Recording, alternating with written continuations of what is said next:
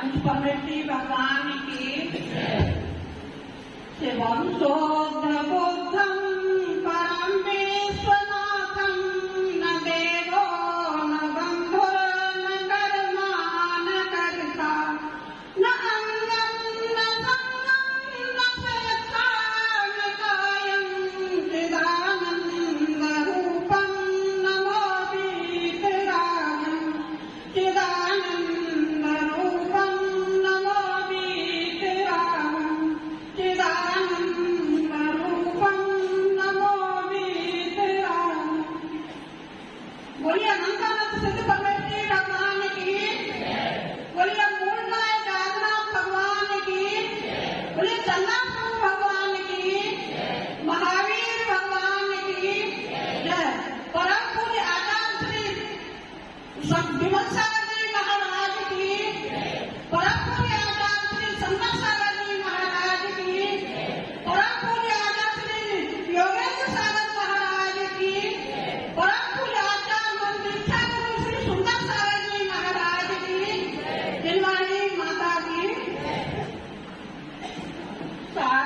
नमस्कार करती हूँ बार बार, ज्ञान का तो वरदान एक बार चाहिए। माता जग माता है तू, भाग्य की विधाता है तू, बाप तेरा प्यार मुझे एक बार चाहिए। कंठ और लेखनी पर हो जा तू विराजमान, माथे पे तो हाथ माथ एक बार चाहिए। योगी तो है तेरा दास, उससे रहो उदास, ज्ञान तो अधूरा मात केवल ज्ञान चाहिए। मात तो ज्ञान तो अधूरा मात केवल ज्ञान चाहिए। बोली माई माता की, बोली आचार्य सुंदर सागर महाराज की नमोस्तु आचार्य नमोस्तु।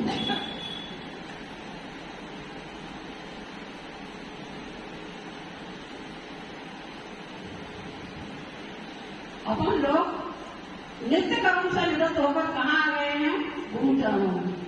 गुरु चरणों में आ गए हैं क्या करने? पुण्य का संचय करने के लिए। अपन पुण्य तो चाहते हैं लेकिन पुण्य का काम नहीं करते, उससे दूर भागते हैं। करना किसे है? हम ही को करना है। और किसी के करने से हमें पुण्य मिलने वाला नहीं है। कोई पूजा की पंक्ति आती है, भगवा ताप मिटावन की निज मेरी समता समता है, अनजाने अवगत मैंने पर में भी झूठी ममता है। ये संसार को बात करने की अपने अंदर ही शक्ति है, लेकिन हम कहाँ भ्रमण कर रहे हैं? संसार में। संसार के कामों में हमारा मन इतना लगता है कि हमें अपनी कोई याद ही नहीं आती है।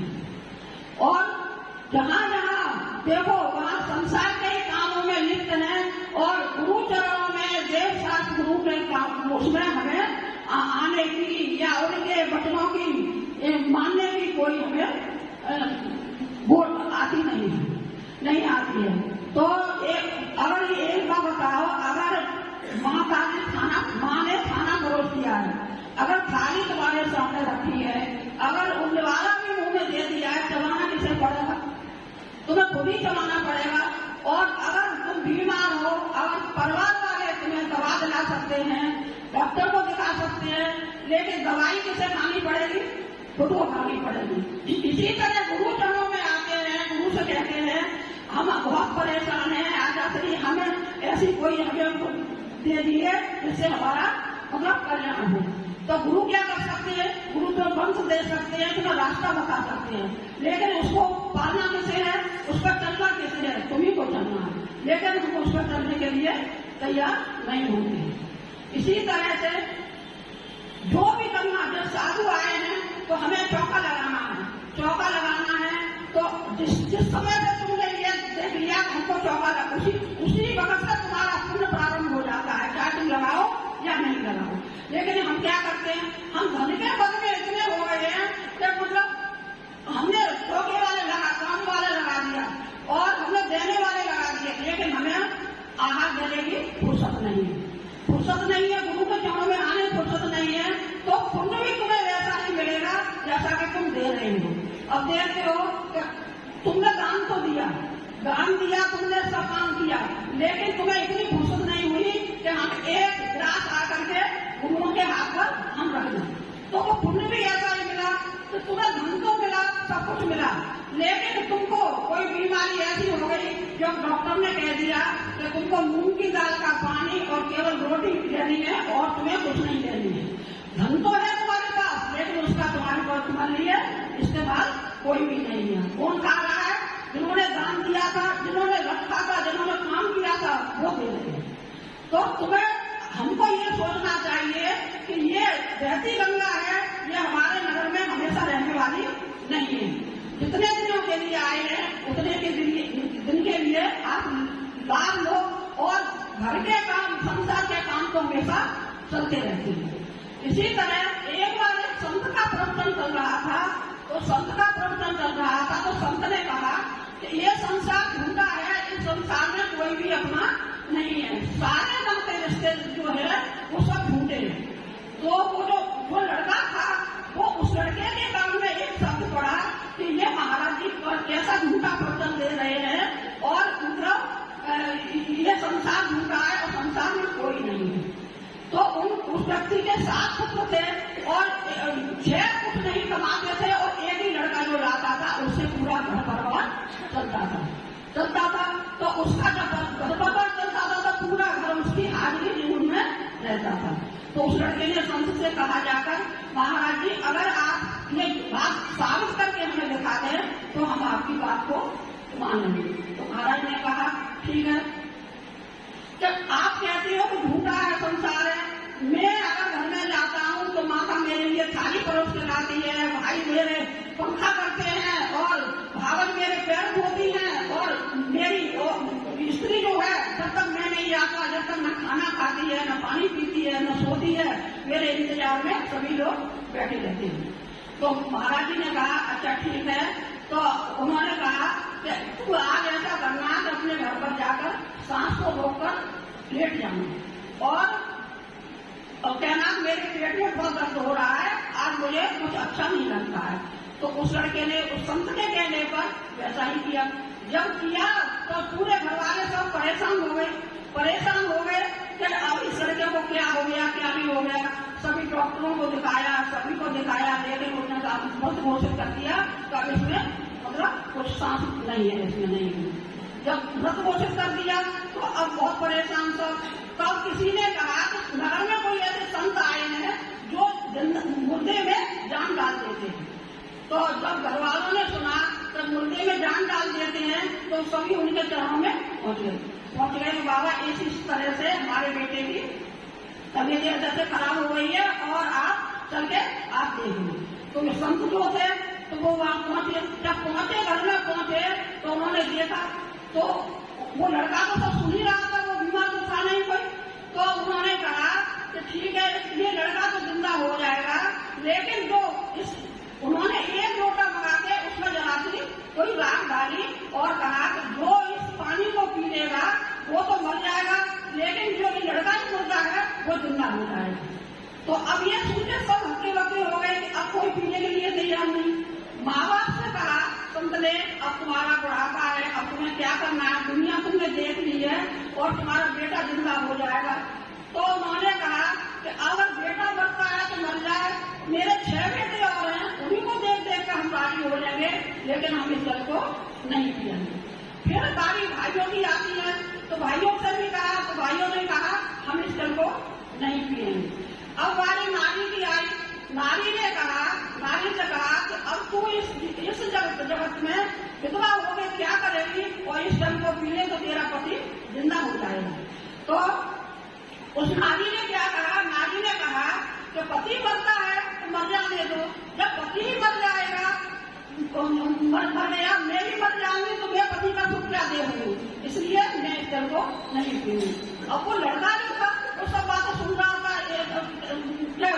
घर वाले मेरे मतलब कितने मतलब मेरे माँ पे गए या क्या, कितना मुझे प्यार करते हैं, कितना चाहते हैं। तब उन्होंने संत ने उस लड़के के सिर पर हाथ फेरा और कहा, उठकर देख कि संसार में तेरा कौन है। तो ये जो दुनिया है ये स्वार्थ की है। जब बच्चा छोटा होता है तो किसका आंचल पकड़ता है? माँ का। जब बच्चा बड़ा हो जाता है तो किसका आंचल पकड़ता है? पत्नी का। और जब वो बुढ़ापा आता है तो किसका सहारा देता है? बच्चों का। तो ये स्वार्थ की दुनिया है। जिसका स्वार्थ सिद्ध होता है वो उसी से प्रेम करता है, कोई किसी से प्रेम नहीं करता। लेकिन हम इस मोह में इतने फंसे हुए हैं कि हमारा परिवार हमारे बिना नहीं चलेगा, या हमारे बच्चे हमारे बिना नहीं रह सकते हैं, या हम जो करेंगे वही होगा। ये हमारा ही धर्म है। अगर तुम कहीं घर से बाहर चले जाती हो 1 महीना 15 दिन या 8 दिन के लिए, तो क्या घर नहीं चलता तुम्हारा? चलता है। लेकिन हम ही उसको पकड़े बैठे हुए हैं। जो हम मुंह बदला हमने इतनी पी रखी है कि हमको ये नहीं पता चलता कि हम इस जगत में क्यों आए, क्या करने आए और क्या हमारा कर्तव्य है। तो सब मतलब संसार का जो सुख है वो धर्मंग है, और आत्मा का सुख जो है जो शाश्वत है। लेकिन हम उससे विपरीत हैं। हम उसको बिल्कुल भूले हुए हैं। अब संत आए हुए हैं, सुबह प्रवचन, दोपहर में स्वाध्याय, रात में माता जी प्रवचन दे रही है। लेकिन किसी का भी ये नहीं मन करता कि इतना सुनने के बाद भी कि हम अपनी कोई आत्मा का नियम संयम लें, या कोई मतलब व्रत संयम लें जिससे हमारा आत्मा का कल्याण हो या कुछ हो। तो उसमें नहीं है। लेकिन घर परिवार में और नाते रिश्ते संबंधों में हमारा मन हमेशा फंसा रहता है। और नाते संबंध रिश्तेदार कब तक है? जब तक तुम्हारे पास पैसा है। पैसा तुम्हारे पास नहीं है तो कोई तुमको पूछने वाला नहीं है। अच्छा, जवानी में जब हमारे हाथ पैर चलते हैं तब सब सहयोग देते हैं। जब हमारा बुढ़ापा आता है, हाथ पैर थक जाते हैं और अपने परिवार वाले अपने विमुख हो जाते हैं कि अब इनका कौन करेगा, क्या करेगा, क्या नहीं करेगा। फिर भी हम घर में ही पड़े हुए हैं। घर से ही हमारा मोह नहीं छूटता क्या करने वाला। एक तो हमारे शाम को भैया करने आती है तो हमने कहा कि नियम ले लो, व्रत ले लो, प्रतिमाएं ले लो, आ जाती उनसे। तो वो कहती है माता जी अभी तो हमारे हाथ पैर चल रहे हैं, और हाथ पैर नहीं चलेंगे तो फिर कौन करेगा। अरे एक बात बताओ, हाथ पैर नहीं चलेंगे, जब तक तुम्हारे हाथ पैर चल रहे हैं तो कम से कम व्रत संयम लेकर देखो। और जब तुम्हारे घर वाले, अगर तुम्हारे पास पुण्य होगा, तुम घर वाले नहीं करेंगे तो बाहर वाले करेंगे। और अगर तुम्हारा पुण्य नहीं है तो न घर वाले करेंगे और न बाहर वाले करेंगे। हम इसी संशय में रहते हैं कि कौन करेगा, तो इसी में अपना पूरा जीवन निकाल देते हैं। लेकिन हम अपने उस पर ध्यान नहीं देते कि हमारा क्या कर्तव्य है, हम क्यों आए और क्या हमें करना है। इतने हमने अनादिकाल से जन्म मरण करते आए हैं, और इस जन्म मरण करके ऐसे ही जैसे आए थे वैसे के वैसे चले जाते हैं। लेकिन हम कभी हमारी आत्मा पर इतना माता जी पढ़ा रही है, इतना पर्दा पड़ा हुआ है, इतना पर्दा पड़ा हुआ है कि क्या सुबह शाम गुरु कितनी चोट लगा रहे हैं, क्या कुछ कर रहे हैं, लेकिन हमें बिल्कुल भी मतलब अंदर से हमारी आत्मा नहीं पसंदती कि हमको क्या करना है और हमको क्या नहीं करना है। तो अब गुरु आए थे, इतना बड़ा सागर तुम्हारे नगर में आया हुआ है। अरे उनसे व्रत नियम संयम लेकर कुछ अपना कल्याण करो और कुछ अपना उद्धार करो। जो अब जब तुम कहीं जाते हो, कहीं जाने के लिए तैयारी करते हो या नहीं करते हो? क्या करते हो? अपना बैग भी लगाते हो, नाश्ता भी बनाते हो, और जो सामान रखने का होता है वो भी रखते हो।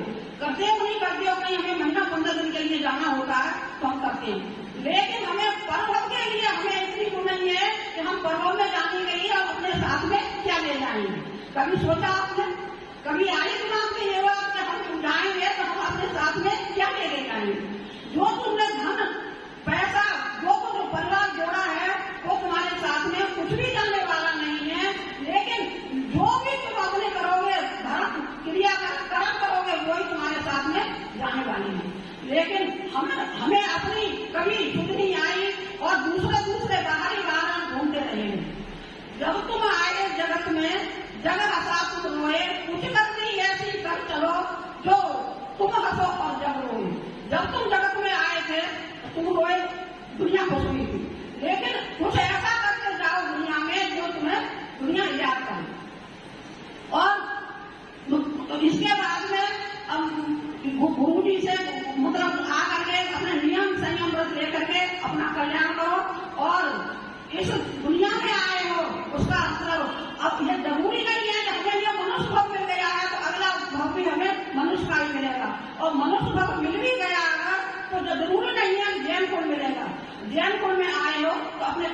का पालन करो और अच्छी तरह से अपने जीवन का निर्वाह करो। जैनों के क्या लक्षण है? क्या आप जैन कहलाने लायक हैं क्या? जैनों के पहले लक्षण थे, अभी भी लक्षण है तो देव दर्शन करना, उसके बाद में कोई काम करना। और दूसरा है छान करके पानी पीना। कोई छान के पानी पीता है क्या? सबका नियम है, सभी का नियम है क्या छान के पानी पीते हो? और रात्रि में भोजन नहीं करना। अच्छा, किसका नियम है रात्रि में भोजन नहीं करने का? हाथ उठाओ, सभी का रात्रि भोजन नहीं करते कोई।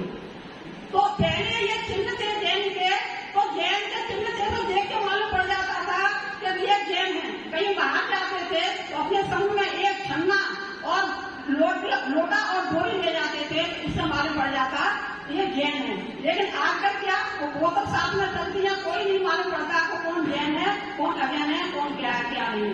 इसलिए गुरुदेव के शरण में आकर के अपना कल्याण करो और नियम संयम लेकर के अपना जीवन का उद्यान करो। बोलिए आचार्य सुंदर सागर जी महाराज।